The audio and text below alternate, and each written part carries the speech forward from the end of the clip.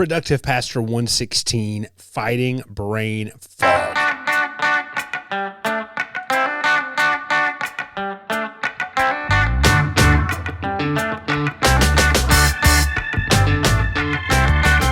What's going on, friends? Welcome back to the show. It's Chad Brooks. We're here. Productive Pastors, the place we talk about ministry health through strategic productivity. It's been a few weeks, a few months off, and I'm going to talk more about that next episode, 117. But it's great to be back with you. Great to be here on the show. I've been hanging out with y'all on Twitter. That's kind of the big place where I spend time. But we also do a lot of stuff at the Productive Pastor community on Facebook. So, a couple things just to jump back on. This podcast episode is sponsored by my own course, Becoming Productive. It's a deep dive into understanding personal ministry productivity and how you can begin crafting an approach to finding healthy ministry through strategic productivity. You want to find out about that? Just hit the show notes. Hit the links in the show notes. There's always a link to that there. The second thing is this. I send emails, the Productive Pastor email list. We do a monthly focus with weekly deep dives.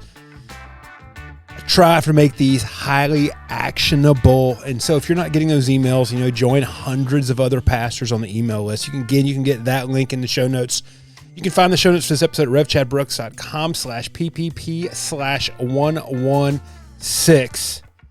But I'm stoked to be back with y'all. And we're just going to jump straight into it. We don't need to do tons of opening matter. But let's talk about brain fog. Let's talk about what this is.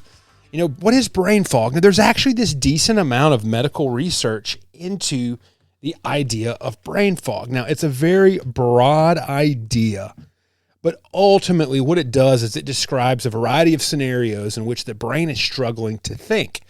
If you can't concentrate or you can't focus, that's going to affect your productivity. And if you struggle with brain fog ever, you know how frustrating brain fog can be. So this episode, we're going to talk about how to manage brain fog, how to get into it, and what the ways are around this for ministry productivity. The first thing is this.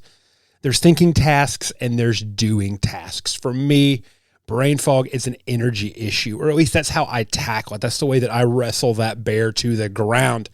Understanding the difference between thinking and doing in a really practical way, that can help a lot. Like when I have brain fog, you're not going to catch me doing much thinking. That's where it significantly affects me. I order my days to take advantage of natural energy. For me, that tends to come at two bursts, either in the morning or sometimes mid-afternoon, and I guess three times. I can get a very specific amount of thinking energy late at night. I've not done that for years, but in the last 6 months, a year, I've found myself getting a third wind after my wife goes to bed about 9 o'clock at night. That's where I do most of my writing. Like that's where that kind of thing happens. And so, like I said, I order my days to take advantage of the natural energy. Mornings are for thinking, afternoons are for doing. I also try to only schedule conversations, and I do a lot of scheduled conversations with my work now. I only do that in the afternoon, and I only do that for 3 days a week. I only schedule calls on Tuesday, Wednesday, and Thursday afternoon. I also sometimes hold back some really low-level things when I know I'm going to have extreme brain fog in the afternoon. This is stuff like filing stuff, consolidating information, or just kind of the basic organizational stuff that still comes with ministry. I can process workshop data. I do a lot of workshops now. So I've got tons of sticky notes I've got to put into a document. I did some of that yesterday. So I can process workshops and I can create reports based off of those workshops and other reports and stuff I generate from work a lot in those moments. So the first thing I'm going to do is make a list of your thinking tasks and your doing tasks. There's different ones you have out there. So that's the first thing, thinking tasks and doing tasks. Second thing is this, don't mix the tasks. Don't mix the tasks. I try not to waste time doing tasks during thinking time. My thinking energy has a finite lifespan. At most for me right now, like that morning block that typically happens almost every single day, after like 2 hours, it's done. Sometimes it can be 3 hours, but really and truly after 2 hours, it's done. I get my late evening burst, but that typically only lasts around an hour. Because here's the thing, when we have to go back and forth, and we find ourselves context switching is never a good idea. So Clifford Noss, he's quoted in Cal Newport's book, Deep Work, has this quote. I think this is massively important.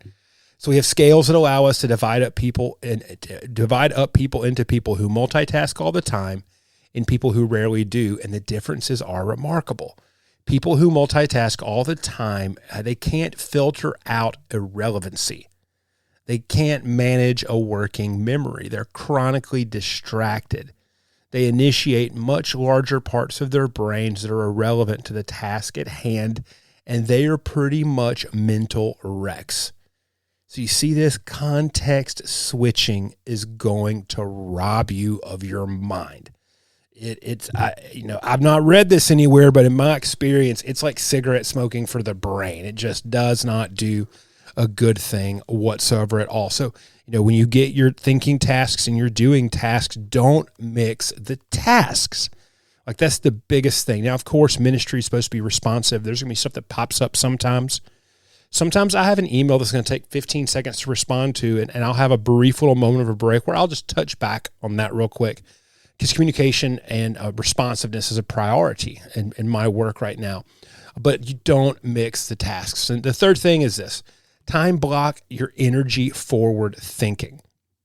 Now, I've talked about this earlier in this episode, but you need to plan out for thinking tasks. And once you get those time blocks done, you need to defend them like the Alamo. Take the time to learn deep work. Go read Cal Newport's Deep Work. It's fantastic. It's just crucial for this type of thing. And then do as much as you can to grab those precious hours. Now, does this sound tough for ministry? It kind of is. It can be. Let me give you a hint. You might not be able to do this every day. I know, like I said, I can't do it for more than like 2 hours in a row. And it's difficult to stretch out like multiple deep work blocks in consecutive days. I dedicate an entire day to things which will not require deep work. That's Monday for me. I call it admin day. That's going to be a lot of just the stuff that's not deep work. I try to hammer out as much as I can of that on Monday. But when I was preaching weekly, I often also try to dedicate an entire day to deep work and message prep. Normally for me back then, it was a Wednesday. But you can't, saying you're going to come in, I'm going to get 5 4-hour deep work blocks Monday through Friday. Like, that's just probably not going to happen. A lot of this is learning how to, create that ministry schedule for what's there. Had a lot of episodes on creating weeks and understanding what essential tasks are, that sort of thing. And I talk a bunch about energy maintenance in the Becoming Productive course. And if this is something you struggle with, this idea of blocking these things out and finding the time, I created that course exactly, for folks like you. And so you need to time block energy forward thinking, especially the deep work, but then also just blocking out the doing tasks and knowing, hey, I've got a 2-hour block this afternoon to take care of this kind of stuff. It's a priority task, but it's a doing task. I'm not going to knock this out first thing in the morning because I don't need to, and I don't want to rob myself of the mental energy I have to work on a message or to write a newsletter article or to think strategically about the discipleship pathway, that sort of things. The next thing I want to talk about is the Pomodoro method for rest. Pomodoro is a time strategy for keeping energy up during anything, and it works for me in both thinking and doing tasks. I use this kitchen timer I found on Amazon. It's really cool. It twists around, and all I have to do to make it work is hit it. So I set it for 25 minutes, and once that's done, I take a 5-minute break. Another hack I've found is I've started reading sometimes during those 5-minute breaks, and it helps my brain take a quick turn. So rather than going to social media or looking at my phone or playing some game or something like that, like I get up, go to the restroom, get some more water. I'm going to read a page in a book, that sort of stuff during that 5-minute break. And just like other things, you can't Pomodoro your entire day. Like, I find my best days are when I get like 5 Pomodoro cycles in. And that's almost 2.5 hours of direct work. It doesn't sound like a lot, but you'd be surprised what you can teach yourself how you can teach yourself to focus using this method. And that leaves the time in the day for conversations, for errands, for meetings, for all that sort of thing. but Pomodoro just really helps you focus and, kind of ride those energy levels in a way. Because even if you're doing something fun and good and deep and all that kind of stuff, after like 25 minutes, you probably need to stand up a little bit.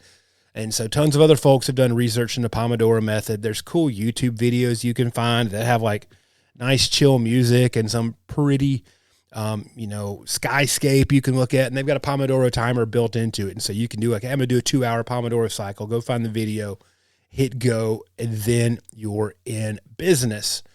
But I swear by Pomodoro for taking care of stuff and just for focusing. There's something about when I have that thing running in front of me and I can see the time, the red glow of the timer.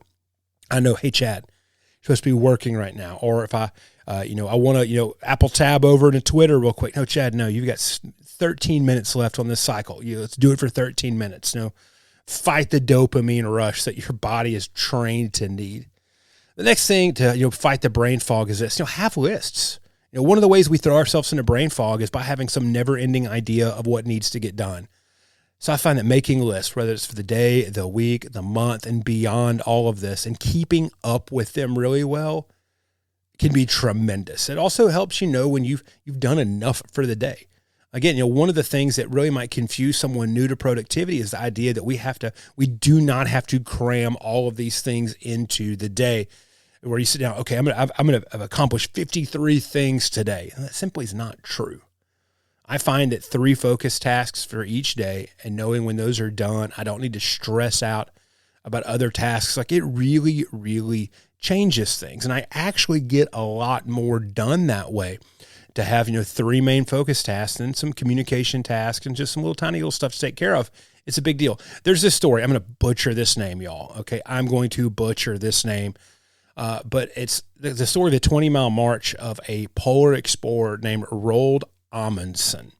And Jim Collins tells the story in his book, Great by Choice. And what he has, you have these 2 polar explorers. And it's a true story. You have 2 polar explorers, and Amundsen is one of them. And they're both trying to reach, I think it was the South Pole, and be the first person to do it or something like that. One of the explorers said, listen, when the weather's great, we're just going to truck. I mean, we're going to get so much stuff done. Just go for it, full tilt boogie. And then if the weather's really gnarly, hey, we might try to get a little bit of forward momentum, or we just might stay in camp and, stay in our sleeping bags and eat snacks, like that sort of thing. Well, Roald Amundsen, he said, no, we're going to go 20 miles each day. Regardless of what the weather is like, regardless of how we're feeling, we're going to do 20 miles each day, which can sound kind of mean. And like on a really, really bad day, like 20 miles, oh my goodness, it's a slog. On a really good day, I don't know if you ever spent time backpacking or hiking. I have when I was younger. You cover your miles and it's like 1:30, 2 o'clock in the afternoon, and you're in theory done for the day, and you get to hang out and camp, do the cool stuff. And so that was the idea of the 20-mile march. And here's the thing. The other explorer that had this strategy of, go a lot when it's good and don't go when it's bad, they didn't make it. In fact, a lot of them died. And the Amundsen crew, they made it there. They got the flag in the ground. That 20-mile march just saying, hey, this is what I'm going to do today. And every single day, this is what I'm going to do. This is what I'm going to do. And I'm going to come up with an appropriate level that I can hit 95% of the time. I'm just going to get my stuff done. So, managing lists and even keeping a shorter to-do list might sound unproductive. But what I found over years of doing this is in the long run, I actually get more stuff done. I'm able to focus on the things that matter really, really well, and then still have time for just the other little things that just come with ministry. Next thing about fighting brain fog is keep a weekly dashboard. You've heard me say this a couple of times in this episode already. I use Trello for this. I love Trello for this. I've got a particular way I do it. I've done it for years. I've modified it a handful of times, and I started from scratch again a few months ago. But I'm tracking recurring tasks here. I'm strategizing about my day and my week. I'm tracking my done tasks. And what I love about it is how I can manage larger projects, which might take a month or 2 months, and I can break them down into smaller units. Every day I might knock out one thing, and that might be my strategic task for the day, is to do this one 30-minute task as part of a much larger project. But it keeps going day by day by day, and I get things done quicker, and I get things done easier with that weekly dashboard. So there's the 5 specific ways I deal with brain fog. For me, it's about energy. It's about knowing that I have a few pathways to let brain fog happen without it getting the best of me, because this doesn't eradicate brain fog. If you haven't noticed, I didn't say we're going to get rid of it. it just doesn't get the best of you. And I keep things simple. I keep track of them. I create space in my schedule for brain fog to not disrupt me too much. Finding ministry health through strategic productivity, it means going first on a journey to just understand your own energies and understand your own practices, and then you begin to adapt them and modify and work on them. Use specific tactics to accomplish whatever goals you have at the moment. So thanks so much for tuning in this episode of Productive Pastor. Next episode, we're going to talk about some of the lessons I'm currently learning and then have a conversation about growing vocational capacities. What do you do when ministry changes and you realize you have to change alongside of it? I love that conversation. Excited to have an episode about it here. So if we're at the end of the episode, cruise to the show notes, revchadbrooks.com/PPP/01. No zeros. Scratch that. Reverse it. All of it. revchadbrooks.com/PPP/116.